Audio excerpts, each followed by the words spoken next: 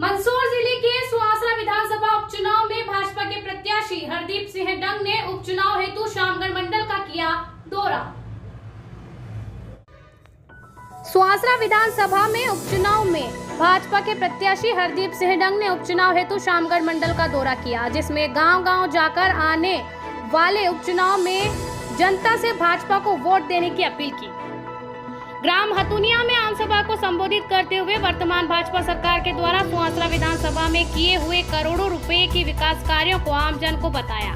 वहीं कांग्रेस प्रत्याशी जो लगातार हरदीप पर गद्दारी का आरोप लगा रहे हैं, उन पर अपने भाषण में तंज कसते हुए बोले डंग, कांग्रेस के जो वफादार प्रत्याशी हैं, जब मैंने 3 बार यहाँ से चुनाव लड़ा तो उसने मुझे वोट नहीं दिया और गद्दार मुझे बोल रहा है।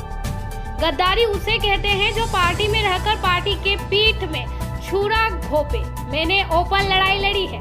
कमलनाथ से अगर आप मेरी बात नहीं सुन रहे हो तो आप आपके रास्ते में, मेरे रास्ते। कांग्रेस ने कर्ज माफी के नाम पर किसानों से छलावा किया है, जिससे किसान आज अपने आप को छलवा हुआ महसूस कर रहे हैं।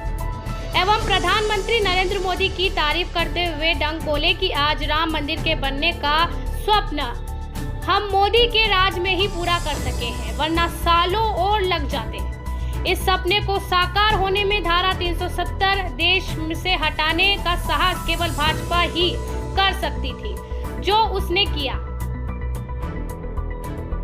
कौन जीतेगा कौन हारेगा ये तो वक्त ही बताएगा, लेकिन नेताओं की जुबानी जंग सुहासरा विधानसभा में तेज हो गई है। सुहासरा से संजय चौहान की रिपोर्ट।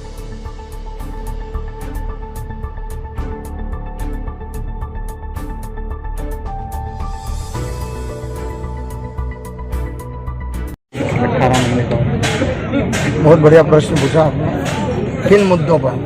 मुद्दा तो एक ही है कि क्षेत्र की जनता, किसान सुखी रहे और जो 15 महीने में जो वादे करे थे, एक भी किसान का 2 लाख का जो कर्ज माफ तो नहीं हुआ वो तो ठीक है, पर जो लेन देन नहीं कर पाया उसका बीमा अगर नहीं मिला तो उसका दोषी कौन है, ब्याज लगाया तो उसका दोषी कौन है। और जो वादे, जो समूह माफ करने की बात करी थी, 4000 रुपये युवाओं को खाते में डालने वाली बात करी थी, और प्रधानमंत्री आवास में 1.5 की जगह 2.5 लाख रुपए की बात करी थी, उन वादों को जो तोड़ा गया। 5000 रुपये जो अंत्येष्टि के मिले थे उनको बंद करा गया, 16000 रुपये डिलीवरी के मिले थे उनको बंद करा गया। और आज जैसे ही शिवराज जी की सरकार बैठी है, सुहासरा में जो काम सिंचाई के माध्यम से एक भी नहीं दे रहे थे, मैं शिवराज सिंह जी चौहान साहब को धन्यवाद दूंगा। 21 अरब 85 करोड़ की योजना स्वीकृत होती है, 20 करोड़ का डैम स्वीकृत होता है, 14 करोड़ का एको डैम स्वीकृत होता है, अनेकों सड़कें स्वीकृत होती है, पेयजल योजनाएं स्वीकृत होती है, अप्रोच रोड स्वीकृत होते हैं। जो मांगा वो दिया। अब एक ही मेरा आगे है कि आगे जब भी सरकार अभी जो है, और जैसे ही आपके आशीर्वाद, सबके आशीर्वाद से पुनः जब मौका मिलेगा तो इस क्षेत्र में उद्योग धंधे लगे और उद्योग धंधे के साथ युवाओं को रोजगार मिले, ये प्राथमिकता मेरी रहेगी। कांग्रेस प्रत्याशी गद्दारी का आरोप लगा रहे हैं। कैबिनेट मिनिस्टर आते हैं, पूर्व के जो जीतू पटवारी थे वो कहते हैं कि आपने कोई बड़ी प्रॉपर्टी खरीदी, कहाँ तक सही है? जीतू पटवारी जी को उन्होंने कहा कि विजयनगर में मेरा मकान है, उज्जैन में नट बोल्ट की फैक्ट्री है। तो मैंने कहा कि जीतू भाई या तो उस मकान की चाबी मेरे को दे दो, नट बोल्ट की फैक्ट्री की चाबी मेरे को दे दो, रजिस्ट्री मेरे को दे दो, जो भी है मेरा अधिकार दिला दो, और अगर नहीं मिली तो मैं आपके घर पे आके कब्जा करूंगा, और उसका नहीं, जब तक मेरे को वो नहीं मिलेगा जब तक कब्जा करके वहीं रहूंगा। ये जीतू भाई को मैं संदेश पहुंचा चुका, क्योंकि झूठ बोलना भी एक लिमिट में चाहिए। और हरदीप तो खुली किताब, और ये आरोप जो है ना, ये भी जानते हैं, वो नीचे उतरते किसी को बोले थे कि राजनीति में करना पड़ता है, तो ऐसी राजनीति, ऐसी गिरी हुई राजनीति नहीं करना चाहिए। कांग्रेस प्रत्याशी गद्दारी का आरोप लगा रहे हैं। आपने बताया कि उन्होंने 15 साल में एक भी बार कांग्रेस को वोट नहीं करा।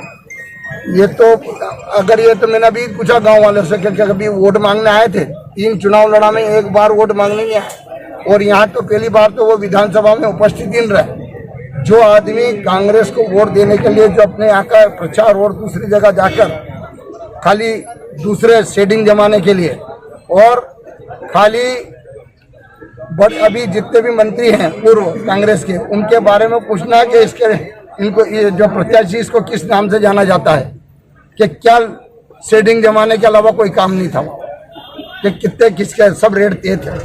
तो इसलिए जनता जानती है और मुझे विश्वास है कि जनता सही फैसला करेगी। जनता के लिए